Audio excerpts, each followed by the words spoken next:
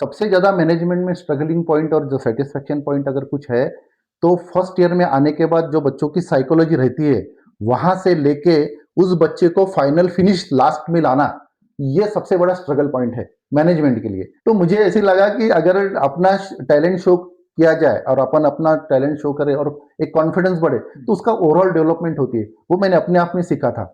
वही मैंने मेरे कॉलेज में अप्लाई करने की कोशिश की।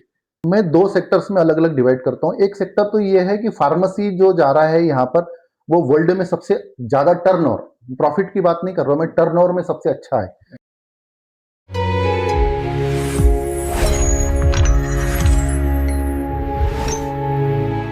सर इस प्लेटफॉर्म के थ्रू एक मुझे आपसे थोड़ा सा इंसाइट्स निकलना है गुरु मंत्र कि कोई भी इनिशिएटिव जब चालू करते हैं तो ऐसा कोई भी इनिशिएटिव नहीं जो फेल होता है।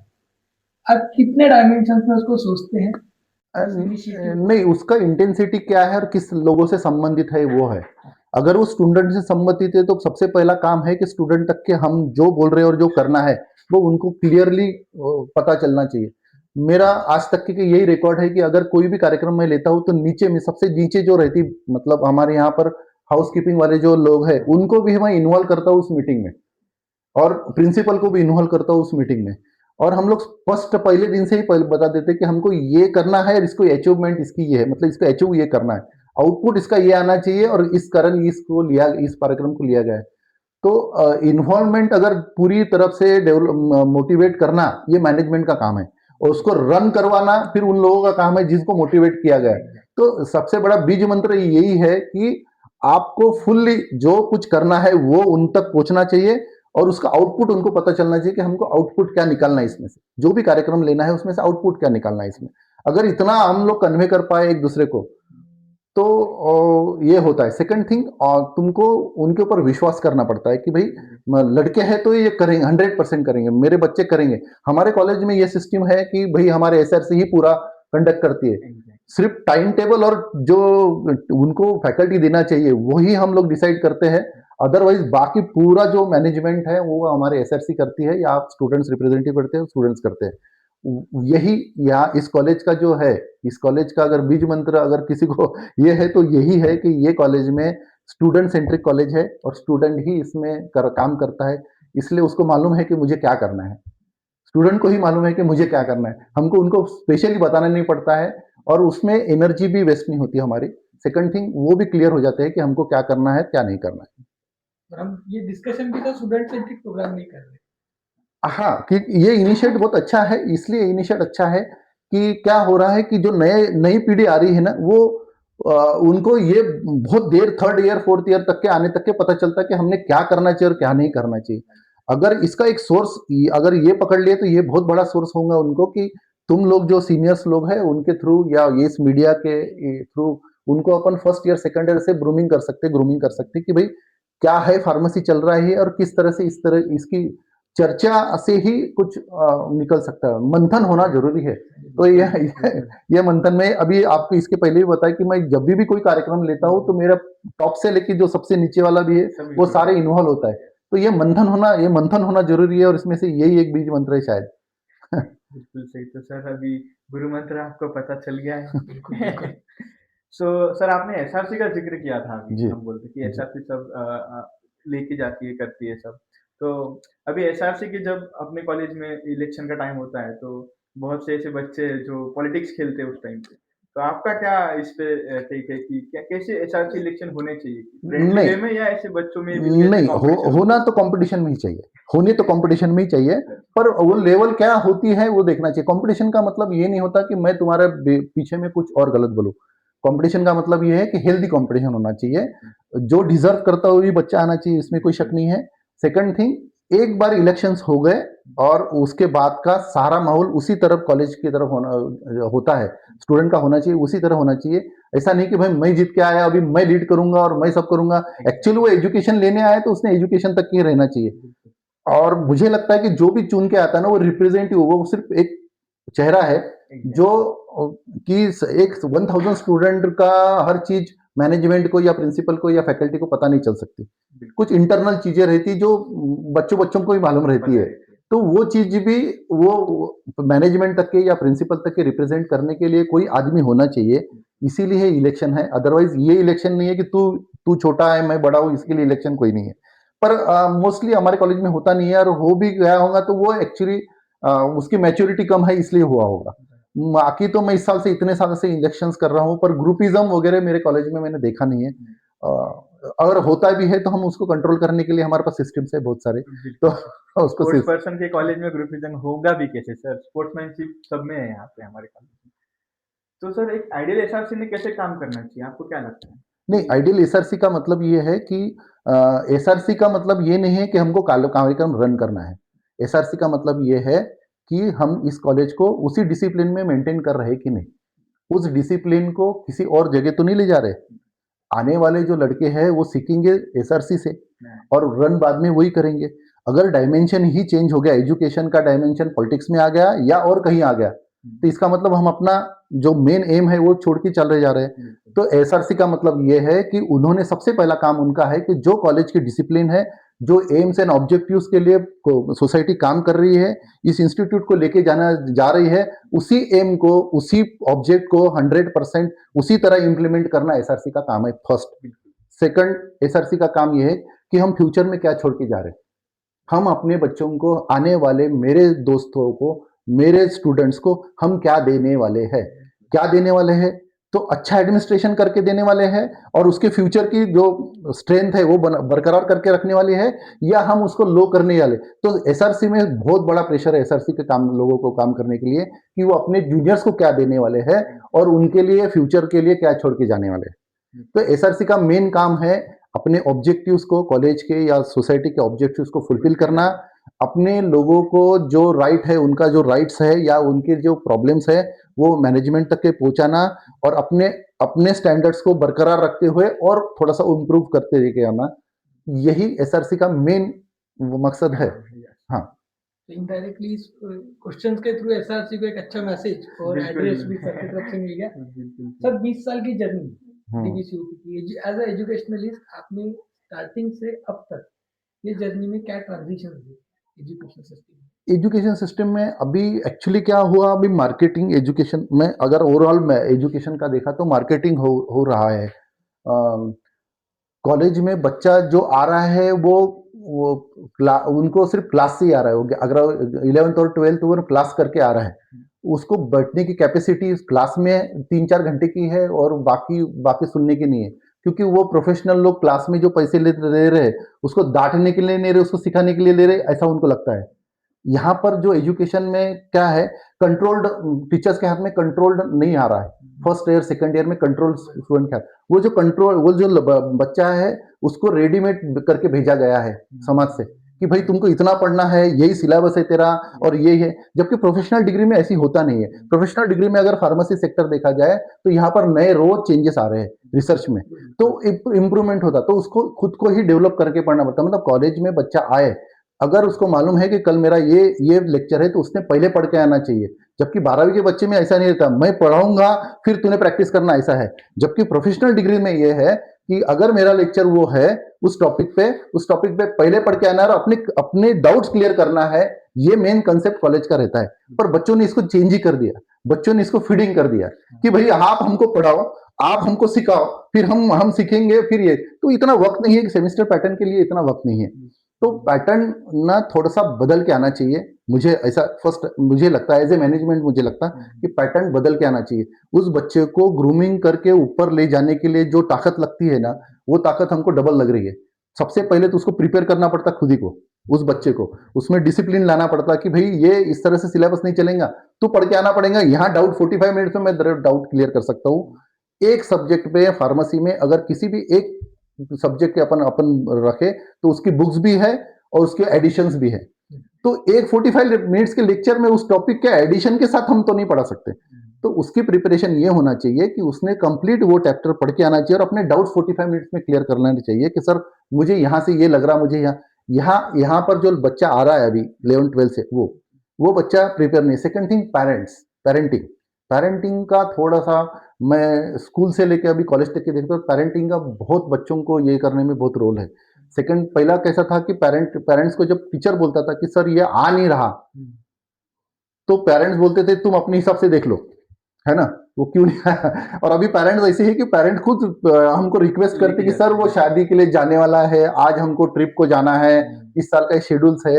और अभी सेमेस्टर पैटर्न में 90 डेज के शेड्यूल्स में हम ये सब बाकी चीजें एंटरटेन नहीं कर सकते, क्योंकि मेरे बच्चे को मुझे सिर्फ सिलेबस नहीं पढ़ाना है, मेरे बच्चे को उसके लिए कंपनी के लिए या इंडिविजुअल अपना कंपनी करेगा उसके लिए तैयार करना है, उसको इंडिविजुअली उसके जो हॉबीज है या हमारे यहाँ जो हो रहे उसमें भी उसको पार्टिसिपेशन करवाना है, पेपर प्रेजेंटेशन है उसका, रिसर्च वर्क है उसका। तो हमारे पास 90 डेज इंटू 4 अगर ऐसी पकड़े तो मुश्किल है कि ये सब चीजें होए। तो जनरेशन का थोड़ा सा बदलाव होना ये बहुत जरूरी है। सेकंड थिंग, बच्चों में पेशेंस कम है अभी। पहले क्या थे कि टीचर को गुरु मान के ही चलते थे, अगर उसने बोला तो ते काळ्या दगडावरची ब्रह्मरेश असं व्हायचं, म्हणजे उन्होंने बोल दिया कि बोल दिया। अभी डाउट है, बच्चों को थोड़ा डाउट है, उसका कारण है क्लासेस, उसका कारण है पेरेंटिंग। यहाँ पर हमारे कॉलेज में या मेरे इसमें मैंने जहां तक कि जितने बच्चों का एडमिनिस्ट्रेशन में बताया उसको ये बताया कि इक्वल पेरेंट होते हैं। जब बच्चा हमारे पास एडमिशन लेता है तो वो इक्वल पेरेंट हो जाता है, हम लोग भी इक्वल पेरेंट है, वो भी इक्वल पेरेंट है। पर क्या हो जाता है, दोनों पेरेंट्स में तालमेल होना चाहिए, है ना। मेरे पास बच्चा 12 घंटे रहता है और घर पे बच्चा 12 घंटे रहता है, पर मेरे पास वर्किंग में रहता है, घर में 12 घंटे में से 6 स्लीपिंग में रहता है और 6 ही उसके पास उनके पास। तो अगर देखा गया तो बच्चा मेरे पास ज्यादा रहता है ना। तो वो मुझे बच्चे को जज करने में अलग अलग तरह का एक्सपीरियंस है, पेरेंट्स को उसका एक्सपीरियंस अलग है ना। वो समाज में किस तरह से बिहेवियर करता है, दोस्तों के साथ किस तरह से रहता है, और वो क्लास में किस तरह से अपना आपको प्रेजेंट करता है, वो मैं जज करता हूँ। और घर के लोग जो है वो इंडिविजुअल उसको जज करते हैं, है ना। तो उसका कैरेक्टर मेरे पास ज्यादा अच्छे समझ में आता है कि वो अपने आप को किस तरह से प्रेजेंट करता है क्लास में या प्रैक्टिकल्स में या प्रेजेंटेशन में। तो मेरे मैं ही उसको ज्यादा कमर्शियल कर सकता हूँ, इसलिए मुझे लगता है कि पेरेंट्स लोगों ने हमारे ऊपर विश्वास करके बच्चे को छोड़ना चाहिए, है ना। तो वो थोड़ा सा पेरेंटिंग थोड़ा कम हो गया, आजकल के बच्चे चॉकलेट बॉय हो गए सारे, तो बच्चे से ज्यादा पेरेंट्स ही उसको सेव करते हैं। और हमारा यहाँ पर ऐसा है कि अगर तुमने साधना नहीं की तो उसका फलश्रुति भी तुमको नहीं आ सकती, साधना ही तुमको कर सकती है। इसके लिए जरूरी नहीं है कि 2 पैर मांडी डाल के बैठो और जपो, वो क्लास में भी हो सकती है, प्रैक्टिकल में भी हो सकती है और प्रेजेंटेशन में भी हो सकती है। ये सारी साधना है, आपको किस तरह से करना वो आपके ऊपर है। सर साधना ये वर्ड से थोड़ा सा मुझे ये हो रहा है कि मैं इतने सालों से आपसे एसोसिएटेड हूँ, मैंने आज तक आपको कभी भी गुस्से में नहीं देखा। चैलेंजेस इतने ज्यादा, इतना बड़ा पूरा ये एम्पायर हैंडल करना, पर आपको आज तक गुस्से में नहीं देखा। तो आप ये डील कैसे करते हैं? क्योंकि अभी के इसमें ऐसा है कि तुरंत रिएक्ट हो जाते हैं। छोटी सी चीज जो उनको पिन आउट करके नहीं बोली गई, दूसरे किसी को बोली गई, लोग कोरिलेट कर लेते हैं खुद से और रिएक्ट कर लेते हैं। ये इसका सबसे बड़ा काम है। आज तक सर आपको इस चीज में कभी देखा है? नहीं, इसका सबसे बड़ा काम है स्पोर्ट्स का। मेरा बैकग्राउंड ही स्पोर्ट्स था, तो स्पोर्ट्स में एक चीज बहुत फेमस है, वो है कि अगर गलती हुई तो आपसे हो देंगे, और अगर कोई ये हुआ विन हुआ तो वो आपसे ही हो सकता, दूसरा उसमें कोई ये नहीं कर सकता। तो मुझे ऐसे लगता कि मैं जो भी काम करवाता हूँ ये करवाता हूँ, उसमें सबसे पहला रोल मेरा कितना है। वो मेरी इसमें पहला थीम सेंटेंस है कि पहला अगर मैंने उठेंगे काम किसी चीज के लिए तो मैनेजमेंट उठ के काम करेंगे, सेकंड प्रिंसिपल करेगा, फिर प्रोफेसर करेगा, फिर उसके नॉन टीचिंग स्टाफ और बच्चे करेंगे। तो हमारे यहाँ पर जो काम होता है वो उठ के होता है, बैठ के नहीं होता। मतलब इसका मतलब ये नहीं है कि मैं बैठता नहीं चेयर पे, ऐसा नहीं है इसका मतलब ये होता है इनिशिएट कौन लेगा। तो सबसे पहले अगर मैनेजमेंट का काम है तो मैनेजमेंट ने खुद ही इनिशिएट लेना चाहिए, बच्चे का काम है तो बच्चे ने इनिशिएट लेना चाहिए। तो इनिशिएट लेना, स्टार्ट करना ही, श्री गणेश करना ही, उसकी इंटेंसिटी कितनी है इसके ऊपर से उसका फलश्रुति आ जाती है। तो तुम कितनी इंटेंसिटी से अपना काम करते हो, कितने फ्लुएंटली काम करते हो, उसके ऊपर है तुम्हारा। अगर तुमको लग रहा है कि इतने लोग रहने वाले और उसमें 10 लोग हैं, उसमें कुछ लोगों से मिस्टेक होने वाली है, 100% होने वाली है ना।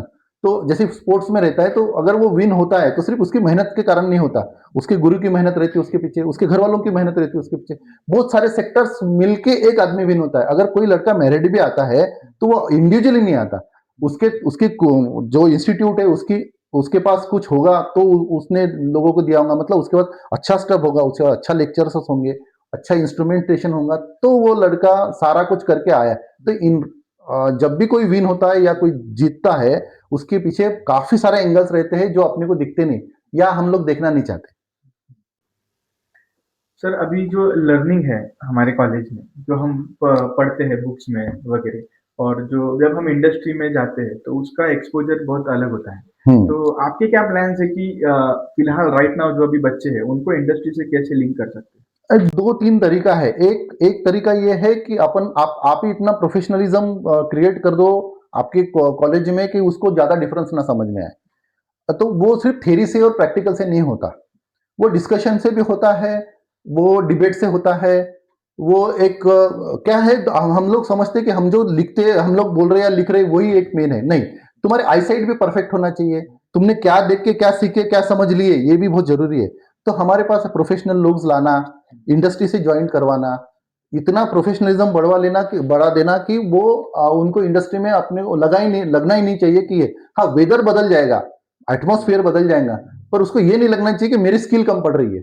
तो मैं जहां तक के देखता हूं कि उसकी स्किल इंप्रूवमेंट कर लेता हूं और अपने आप को ही इतना अपने कॉलेज को ही इतना इसके ऊपर ले जाता हूं। इसके लिए इंस्ट्रूमेंट का काम है, अलग अलग इंस्ट्रूमेंट्स, बहुत सारे इंस्ट्रूमेंट्स है जो syllabus out of the syllabus, मतलब सिलेबस के बाहर के भी लग रहे हैं, जो इंडस्ट्री में आज नीड है। उस इंडस्ट्री के नीड के हिसाब से भी कुछ इंस्ट्रूमेंट लगते हैं, कुछ प्रोफेशनलिज्म लगते हैं। तो ये सारा हमारे यहाँ पर हम लोग सोचते कि करते, जैसे हमारे पास 4 कोर्सेस है अलग, फर्स्ट ईयर के लिए अलग कोर्स है, सेकंड ईयर के अलग है, थर्ड ईयर के अलग, फोर्थ ईयर। तो ये प्रिपरेशन टू मार्केटिंग ही है, मतलब मार्केट में जाने के बाद जो प्रिपरेशन लगती है वो वहां से स्टार्ट हो जाती है कि हम फर्स्ट ईयर में अपन इसको क्या दे सकते हैं, सेकंड में, थर्ड में क्या, फोर्थ में क्या देखते हैं। सेकंड थिंग, उसका स्किल कैसा डेवलप होता, वो कितने फ्लुएंटली अपने आप को प्रेजेंट कर सकता है इंडस्ट्रियल माहौल में, वही चर्चा हुई। इंडस्ट्री बोलने के लिए इंडस्ट्री है, वो कमर्शियल है काफी, उनको तुम्हारे तुम्हारे पास क्या है ऐसे लेके तुमसे क्या मिलेगा ये देखना इंडस्ट्री वाले देखते हैं।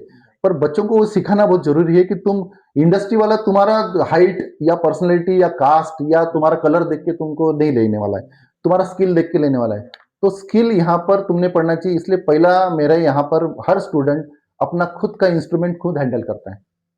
तो वो इंडस्ट्री में जब जाने के बाद उसने उस इंस्ट्रूमेंट को 365 दिन हैंडल किया, अगर एक साल में भी उसका कोई सिलेबस में अगर एक कोर्स आया है उसको, इसका मतलब 365 दिन उसके पास वो सिलेबस था, तो 365 दिन उसने वो इंस्ट्रूमेंट हैंडल किया है। तो वहां जाने के बाद 366 करने में उसमें प्रॉब्लम नहीं, या 400 डेज करने में प्रॉब्लम नहीं। तो ये सब स्किल है जो है वो हम लोग यहीं पर उनको देने की कोशिश करते हैं। सेकंड थिंग कुछ रहता है कि जैसे इंडस्ट्री में क्या माहौल चल रहा है, इंडस्ट्री में क्या नया आ रहा है, इसके लिए इंडस्ट्रियल लेक्चरर्स है, इंडस्ट्री के लोग आते हैं। सेकंड थिंग हमारा एलुमिना है, अच्छा, तो एलुमिना भी हमारा हमारा कनेक्टेड है हमसे, तो एलुमिना भी काफी मदद करता है यहाँ इसके लिए। लेक्चरर्स खुद उनको उतना डेवलप करते हैं। सेकंड थिंग कई कॉम्पिटिशन्स में बच्चे जाते हैं, वहां पर नया सीखते। तो इंडस्ट्री में जाने के बाद लगभग लगभग वो एक 80% का रहता है तैयार, क्योंकि हम लोग एकेडमिक और इंडस्ट्री 100% टू 100% मैच नहीं कर सकते। अगर 80% है तो ये सबसे हाईएस्ट रेट है। तो एक एकेडमिशियन 100% अगर बच्चे को बना के देना है तो उसको इंडस्ट्री डालना पड़ेगा, और वो हो नहीं सकता है ना, आइदर इंडस्ट्री हो सकता है या तो फिर एकेडमिक हो सकता। तो एक 80% बनाने की जवाबदारी हमारी होती है, हमने उतना प्रिपरेशन करके बच्चों को भेजते हैं। राइट नाउ कंडीशन सर ऐसी है कि सभी स्टूडेंट्स या जितने भी लोग मतलब जो ग्रेजुएट हो जाते हैं या जो पीजी के बाद में जो ग्रेजुएट होते हैं, वो मोस्टली जॉब की तरफ ज़्यादा प्रेफर करते हो जाना। तो आपका क्या ओपिनियन है, इधर जॉब और एंटरप्रेन्योरशिप उनको? नहीं, कैसा है उसकी कंडीशन, उसकी मेंटल कंडीशन कैसा है जाना दे। आज तक के इंडिया ने, आज हम लोगों ने 95% का एवरेज है, हम लोगों ने काम ही किए। तो मेंटली, एक्चुअली मेंटली बनाया गया है, पर ये 3 साल से स्ट्रक्चर चेंज हो गया, और वो स्ट्रक्चर जैसी जैसी चेंज होगा स्टार्टअप का, वैसी वैसी यहाँ पर भी इंप्रूवमेंट होना चाहिए। हम एक्सपेक्ट नहीं कर सकते किसी बच्चे से कि भाई 100 की बैच है उसमें एंटरप्रेन्योर बन जाए 50, क्योंकि उसकी साइकोलॉजी नहीं है, उनके फादर लोगों की साइकोलॉजी नहीं है, उनकी साइकोलॉजी नहीं है। हम उनको, बच्चों को ही हर वक्त टारगेट नहीं कर सकते कि आप क्यों नहीं कर सकते आप, क्योंकि वैसा वेदर बना नहीं है। इस गवर्नमेंट ने 3 4 5 साल में स्टार्टअप पे अच्छा काम किया है। सोसाइटी ने भी अंडर 8 सोसाइटी रजिस्टर्ड की है, और उसके ऊपर बहुत सारा अच्छा काम चल रहा है। ये परसेंटेज वाइज बढ़ेगा, एकदम से ड्रास्टिक चेंज नहीं होगा, और वो हो रहा है। अगर पहले एक ही बच्चा सोचता था तो आज 10 बच्चे सोच रहे, आने वाले 2030 तक के मुझे लगता 90% इंडिया के बच्चे ये सोचेंगे कि हम एंटरप्रेन्योर करें। एक दो अच्छे एंटरप्रेन्योर चले जाए और वो उनके सामने एक अच्छा पिक्चर आ जाए तो उनका भी कॉन्फिडेंस बढ़ेगा। सेकंड थिंग कहाँ है, हमारे यहाँ पर एजुकेशन से लेके जब तक के बच्चा पास होके एमफॉर्म आ जाता है तब तक की उसकी उम्र 26 हो जाती है, 25-26 है ना। वो ज्यादा रिस्क में नहीं रहता, उसके घर वाले पहले से उसके सर पे बैठे रहते। तो मैं एक्चुअली हम स्टूडेंट सेंट्रिक है तो हम उसके बारे में बात करेंगे। तो क्या है, वो बच्चे को भी एक रिस्पॉन्सिबिलिटी रहती है कि मैं कम से कम पहले से जल्दी काम कहीं लग जाओ। इंटरप्रेन्योरशिप के लिए थोड़ा सा वक्त देना पड़ता है, स्टार्टअप अभी वो हम लोगों ने स्टार्ट किया है और कॉलेज से ही करेंगे, उसमें पूरा बच्चों का दोष नहीं है, वो कॉलेज वालों का भी थोड़ा सा ये है। कॉलेज वाले कितना डेवलप करके उसको भेजते हैं, पर 3-4 सालों से गवर्नमेंट ने भी अच्छा काम किया है, कॉलेज ने भी अच्छा काम किया है। आने वाले फ्यूचर्स में आपको कई एंटरप्रेन्योर देखेंगे जो कि इंडस्ट्री की तरफ नहीं जाएंगे, वो सारे अपने न्यू कंसेप्ट की तरफ जाएंगे। सेक्शन 8 कंपनी हमारी register section 8 company register student और एंटरप्रेन्योरशिप के लिए और इंक्यूबेशन सेंटर्स हम लोगों ने सेट किया है। जी डेफिनेटली ये भी इनिशिएटिव स्टूडेंट्स को सेंट्रिक होगा। एक इनसाइट्स में और एक एस्पेक्ट है, एक डायमेंशन है जहां सर की, जो हम लोग शायद बहुत कम लोग जानते हैं, जो सर का आध्यात्म है वो मैनेजमेंट में कैसे यूज होता है। तो आने वाले एपिसोड्स में हम उसके ऊपर बात करेंगे कि सर आध्यात्मिक ओरिएंटेशन को, क्योंकि मैं बहुत बार सर से इस बारे में जब बात करता हूँ तो मुझे पता चलता है कि अध्यात्म का ओरिएंटेशन मैनेजमेंट में किस तरीके से यूज होता है। तो सर से डेफिनेटली हम लोग आने वाले एपिसोड्स में इस बारे में भी जानेंगे। तो सर थैंक यू इस पोर्शन के लिए कि आपने इतना अच्छा गाइड स्टूडेंट्स के लिए, स्टूडेंट सेंट्रिक इन्वायरमेंट यहाँ पे क्रिएट किया और स्टूडेंट के लिए इतना अच्छा आपने ओरिएंटेशन यहाँ पे दिया। Once again thank you. आपको भी thank you for your time sir. Thank you.